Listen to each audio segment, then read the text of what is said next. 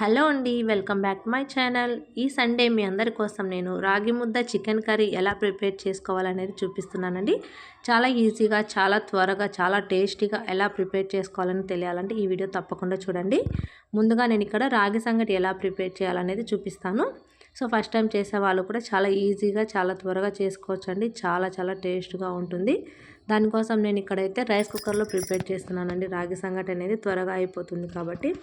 So దానికోసం 1.5 glass వరకు ration బియ్యం అయితే తీసుకున్నాను. మీరు మామూలు బియ్యం అయినా తీసుకోవచ్చండి. నేను ఇక్కడ రేషన్ బియ్యం అయితే తీసుకుంటున్నాను. 1.5 గ్లాస్ తీసుకున్నాను. సో వీటిని 2 సార్లు శుభ్రంగా వాష్ చేసుకున్న తర్వాత మనము వాటర్ అయితే వేసుకోవాలి. సో క్లీన్ చేసుకున్న తర్వాత ఏ గ్లాస్తో అయితే మనం బియ్యం అయితే తీసుకున్నామో ఆ గ్లాస్ తోటి 4 గ్లాసుల వాటర్ తీసుకోవాలి.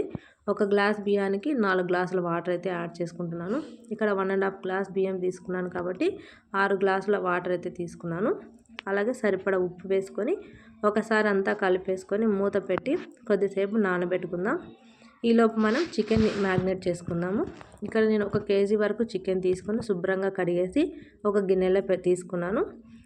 ఇందులోకి ఉప్పు, కారం, అలాగే పసుపు, అల్లం పేస్టు, పెరుగు, అలాగే కొత్తిమీర, ధనియాల పొడి, కొద్దిగా నిమ్మరసం ఇవన్నీ కూడా యాడ్ చేసుకొని చికెన్ అంతా కూడా పట్టే విధంగా మొత్తం అంతా కూడా ఒకసారి కలుపుకోవాలి. సో ఇలా అంతా కలిపేసుకొని ఒక అర్ధగంట సేపు మనం మ్యారినేట్ చేసుకున్నామంటే చికెన్ చాలా బాగా వస్తుంది టేస్ట్ అనేది. సో ఈలోపు మనము ముందుగా నానబెట్టుకున్న బియ్యాన్ని అయితే రైస్ కుక్కర్లో పెట్టి స్విచ్ ఆన్ చేసి పెట్టుకుందాము. సో మనకు చికెన్ కన్నా ఇది కొంచెం లేట్గా ఉడుకుతుంది కాబట్టి ముందైతే రైస్ పెట్టేసుకున్నాము. ఇప్పుడు నేను ఇక్కడ కుండలో ప్రిపేర్ చేస్తున్నానండి చికెన్ కర్రీ అనేది.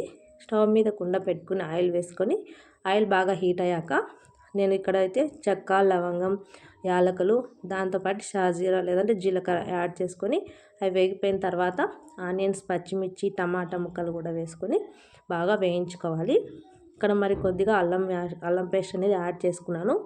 సో ఈ పచ్చివాసన పోయేంత వరకు వేయించుకోవాలి. సో మూత పెట్టి ఒక 2 నిమిషాలు మనం టమాటా అంతా కూడా మెత్తగా ఉడికేంత వరకు, మెత్తగా మగ్గేంత వరకు ఉడికించుకోవాలి.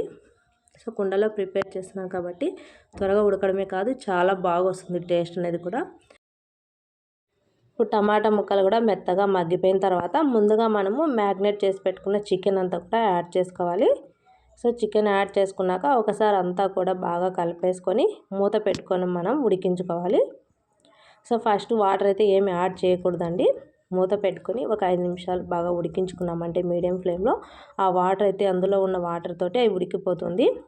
సో తర్వాత మనం రుచి చూసుకొని మరి కొద్దిగా ఉప్పుని, కారంని, మెయిన్ ఇక్కడైతే జీడిపప్పు అలాగే కొబ్బరి వేయించుకొని పొడి చేసి పెట్టుకున్నాను. ఆ పొడిని అలాగే కొద్దిగా చికెన్ మసాలా వేసుకొని కొద్దిగా వాటర్ వేసుకొని ఒకసారి అంతా కలుపుకొని మూత పెట్టుకొని మరొక 5 నిమిషాలు అయితే ఉడికించుకున్నానండి.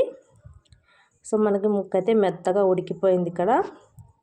సో ఎక్కువ కదపలేదు నేను, పీస్ అయిపోతుందని చెప్పి. సో ఇలా మొత్తం ఉడికిపోయిన తర్వాత పైనుంచి కొత్తిమీర చల్లేసుకున్నామంటే మనకు ఎంతో టేస్ట్గా ఉండే చికెన్ కర్రీ అయితే రెడీ అయిపోయిందండి. ఇప్పుడు రాగి సంగటి కోసం మనం రైస్ పెట్టాం కదా, సో వాటిలో చూడండి వాటర్ అంతా కూడా అయిపోయాయి అనమాట. మెత్తగా ఉడికిపోయింది రైస్ అనేది. లైట్గా వాటర్ ఉన్నప్పుడు కొద్దిగా రాగి పిండి వేసుకొని ఒక 5 నిమిషాలు ఆ వేడికి అలాగే వదిలేయాలన్నమాట.